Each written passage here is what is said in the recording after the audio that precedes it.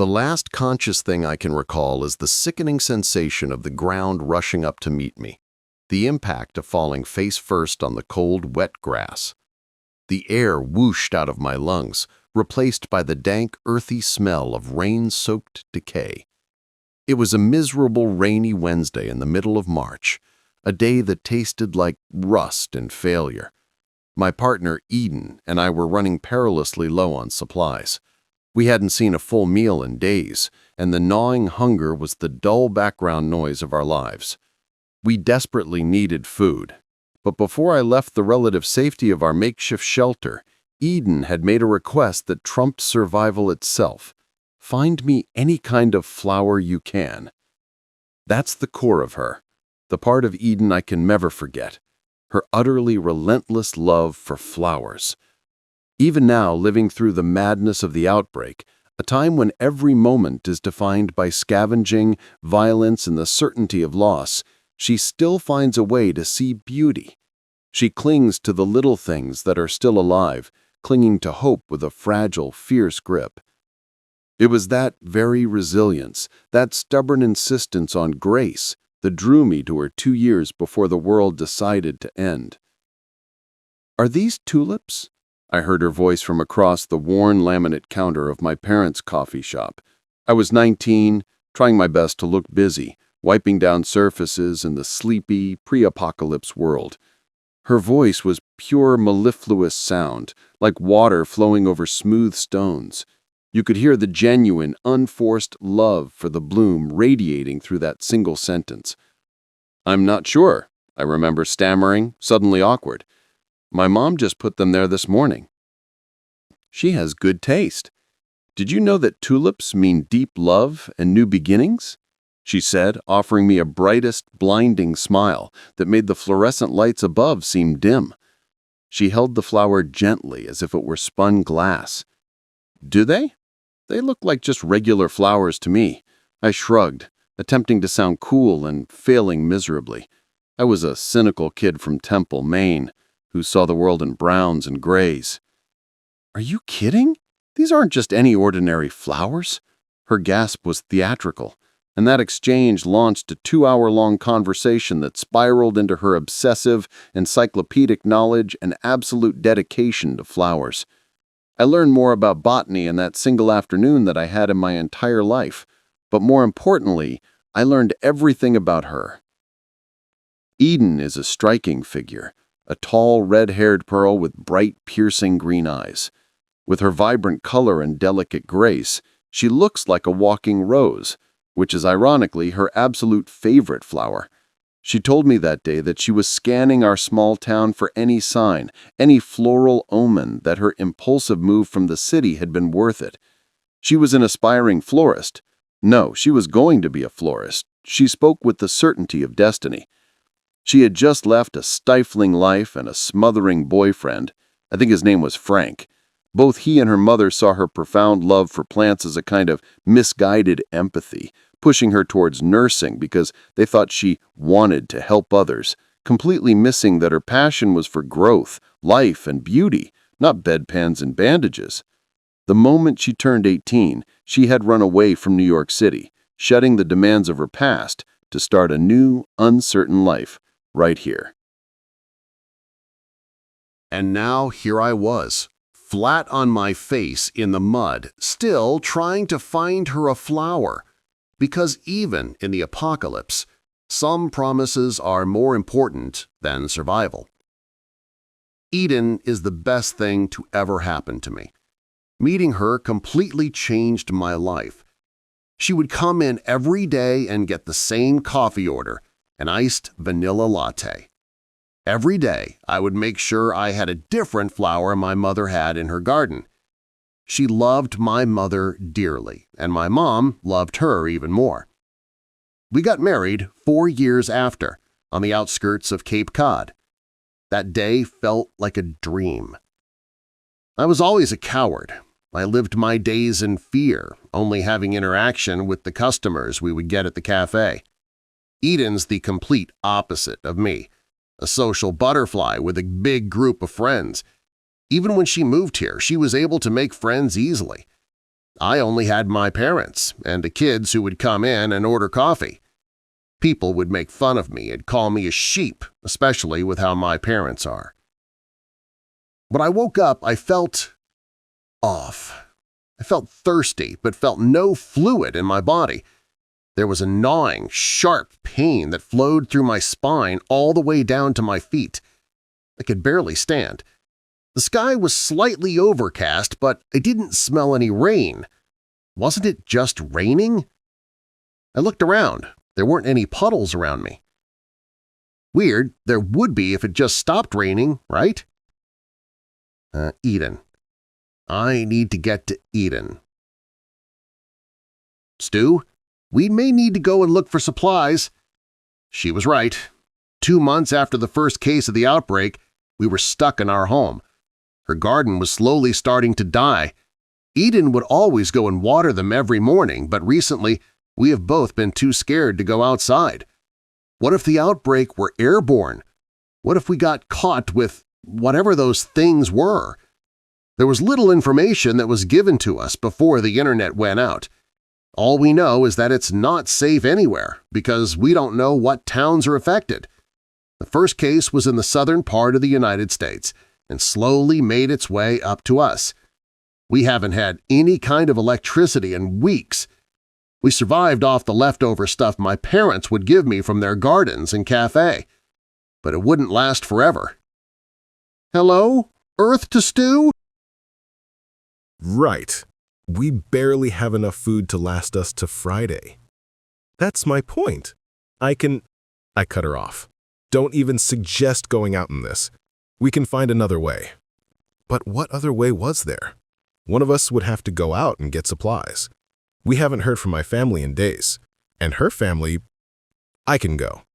Without even thinking, I suggested that I go outside, for the first time in months. I looked around at my surroundings. The backpack that I took with me was torn to shreds next to me. I looked down, and there was a pile of blood.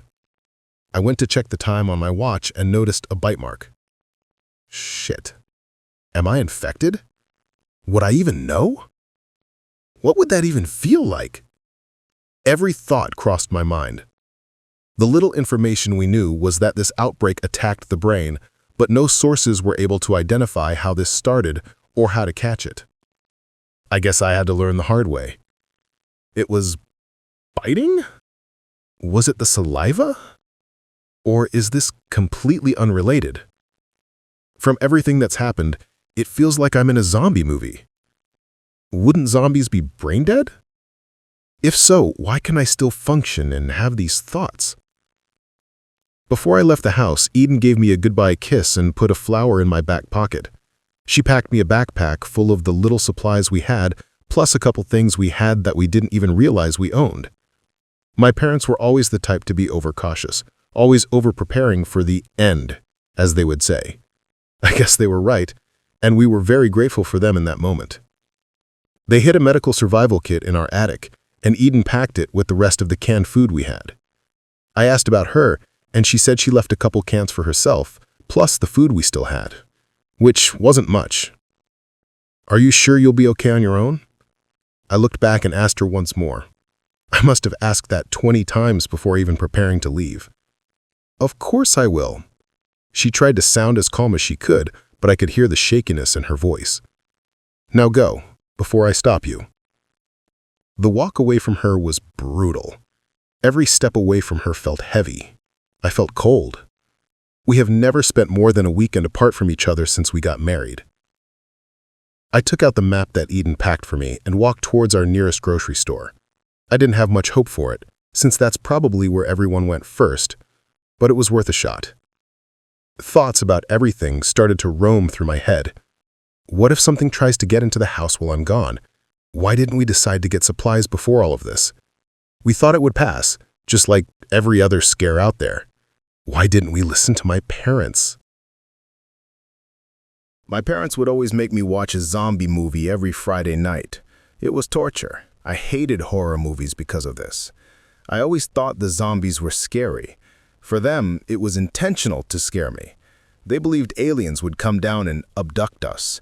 Our family would come back as ghosts. The wolves we would hear in the middle of the night were werewolves coming to get us, and so much more. My mom was the typical hoax believer. She believed anything the internet told her.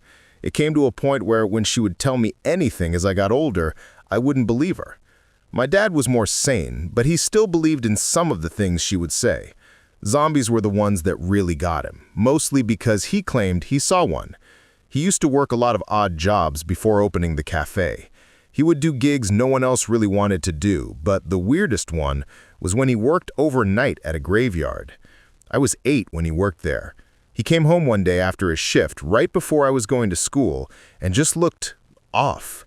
All the color was drained from his face, his eyes were sunken in more than usual, and he kept looking behind him. He told my mom, and of course she fed into his delusion. The walk to the grocery store was long. The path Eden and I would take was more dangerous than I thought it would be. I didn't realize how bad our area was. Trees were on the ground, poles were ripped from the soil, and any sign of life was just gone. It's like everyone who lived here destroyed everything and vanished. I didn't see anyone on my walk, which was out of the ordinary. I used to walk this path every Friday morning with Eden. We would see birds, butterflies, squirrels, and especially people. We would see our elderly neighbors on their morning walks, businessmen in a rush to their next meetings, and the yoga mom across the street going to the coffee shop my parents owned. Our house was close to our local town, where there was a beautiful path that led to a plaza.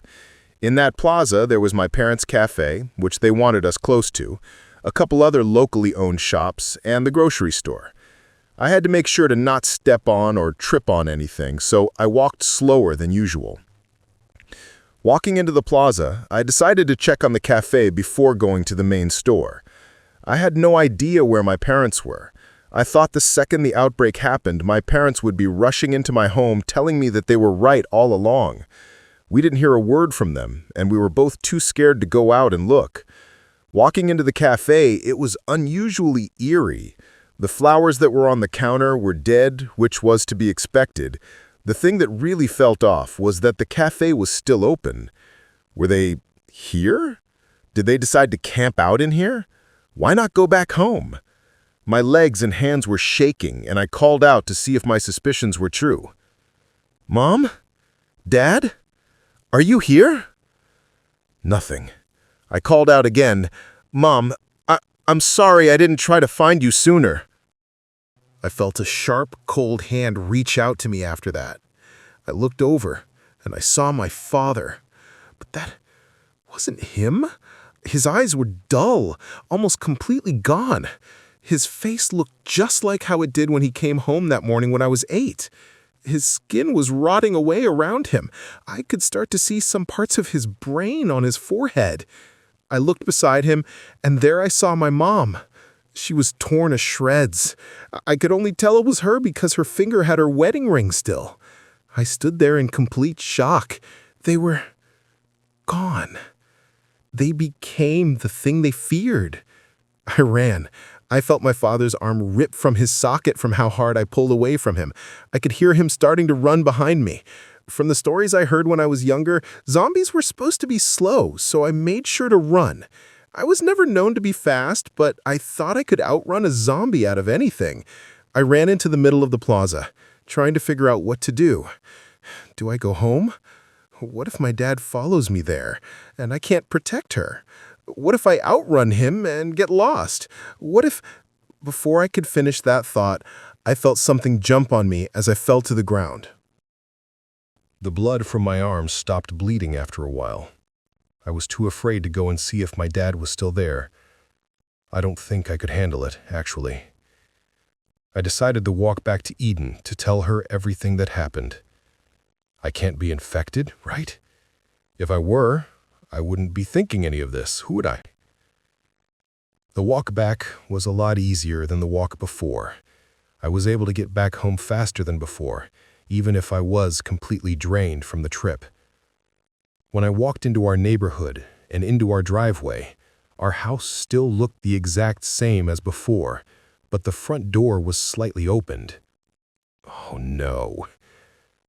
Walking into the house, everything looked relatively the same. The same flowers stood in the hallway that led to our living room. Everything seemed normal until I got to the kitchen. There was an opened can of beans on the counter that was spilt out of the pan. She never leaves her food like this. After cleaning it up, I looked around. There was no sign she was in here. I looked around the house more and noticed some things out of place. A knife was mysteriously out from our knife set. Books that were neatly placed on the bookshelf were now on the floor in a mess. And the flowers weren't dying yet, but they hadn't been watered. All of this was so odd. I walked up the stairs that led to our bedroom. That's when I saw the blood. Blood ran from the top of the staircase into our bedroom. The bedroom door was wide open, and that's when I saw her. Her body was on the bed, while a zombie was on top of her. I had no idea who this person was. I didn't see any other zombies on my way back home. How did it get here?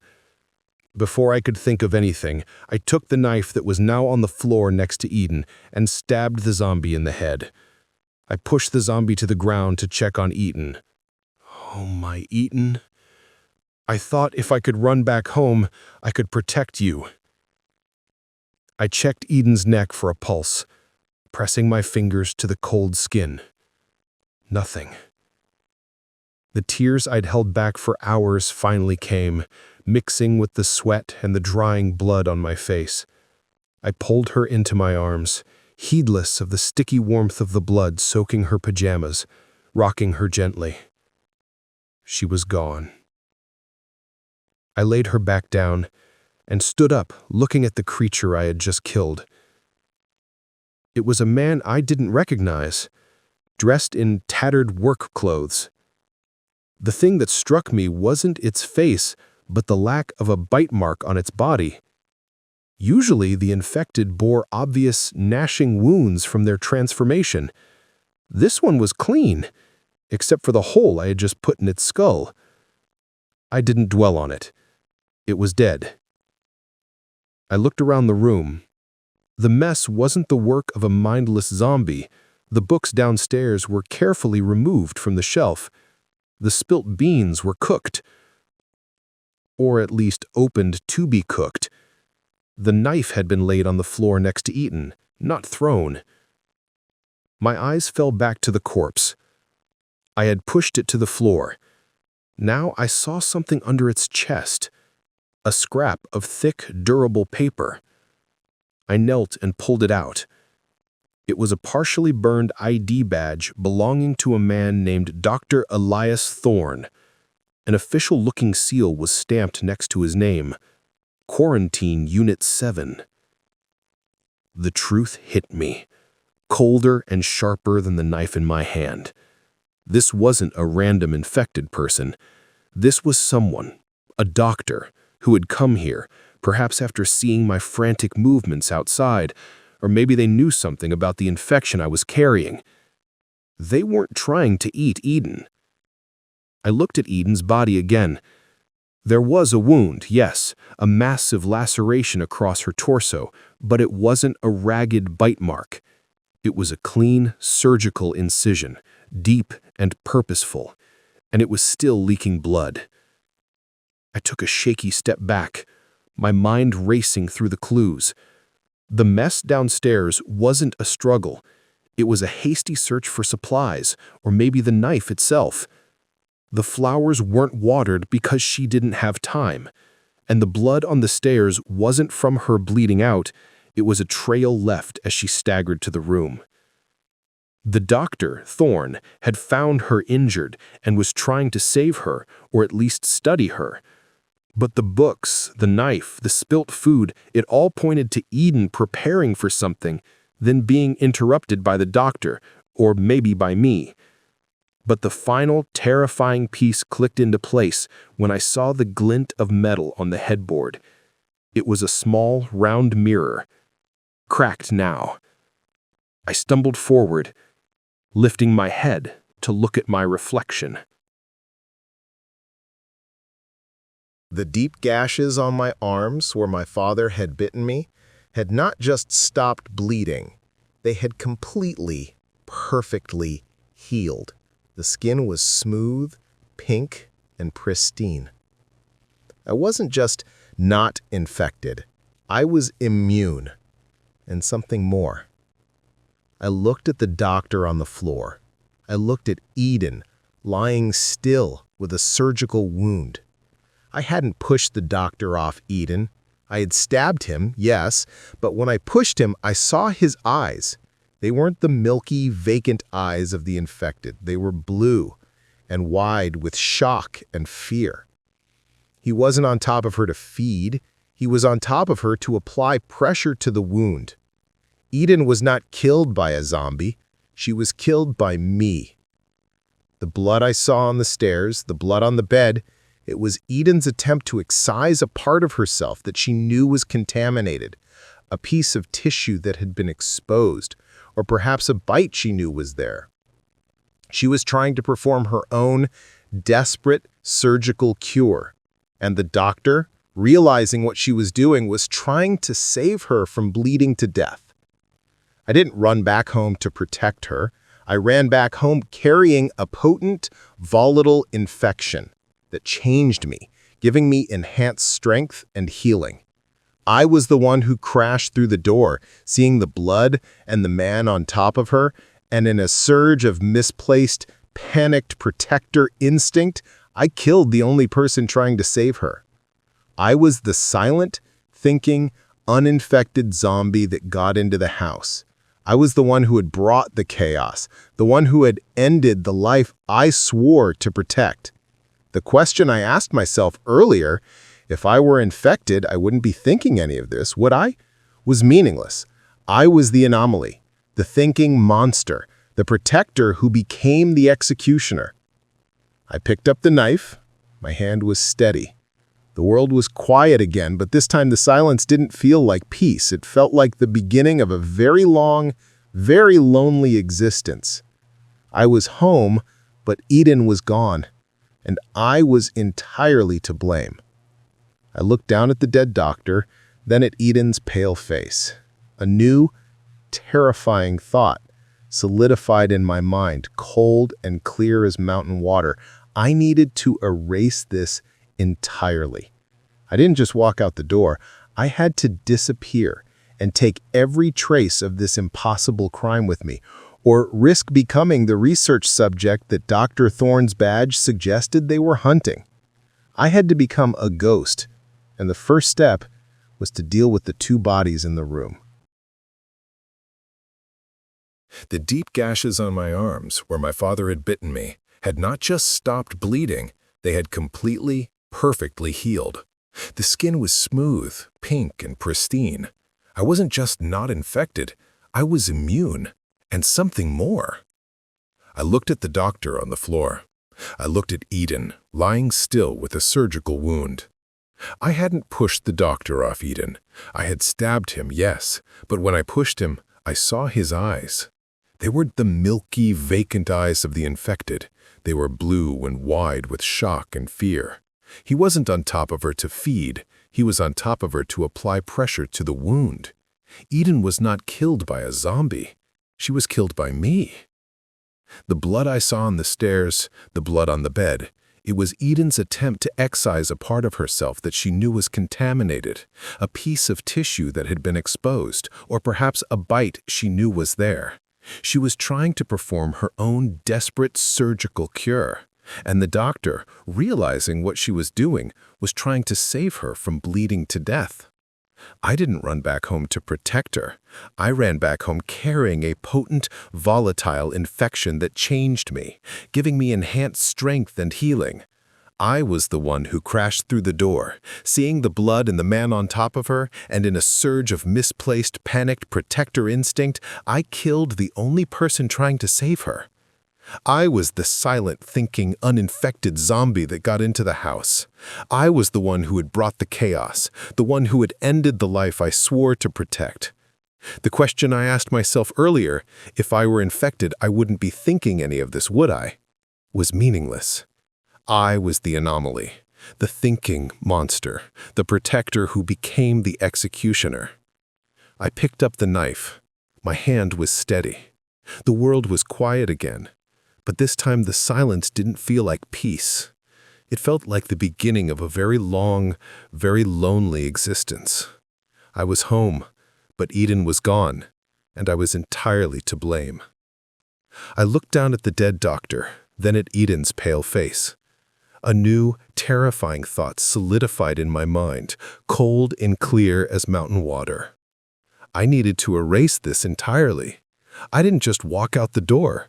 I had to disappear and take every trace of this impossible crime with me or risk becoming the research subject that Dr. Thorne's badge suggested they were hunting. I had to become a ghost, and the first step was to deal with the two bodies in the room.